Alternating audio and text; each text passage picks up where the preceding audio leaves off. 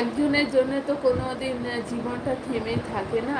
একজনের জন্য কোনোদিন জীবন থেমে থাকে তাহলে তো পৃথিবীর অর্ধেক মানুষই আ মানে শোকস্তব্ধ হয়ে যেত। তো যে মানুষ থাকার সে থাকবে, যে যাবার সে যাবে। তার জন্য এত দুশ্চিন্তা করে লাভ নেই।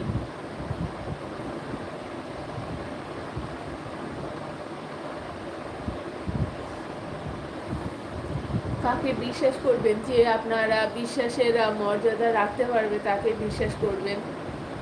যে একজন চলে গেছে বলে যে তার বিশ্বাসঘাতকতাকে আপনি মনে প্রাণে আটকে ধরে তার কথাই ভেবে যাবেন সেটা তো ভুল না।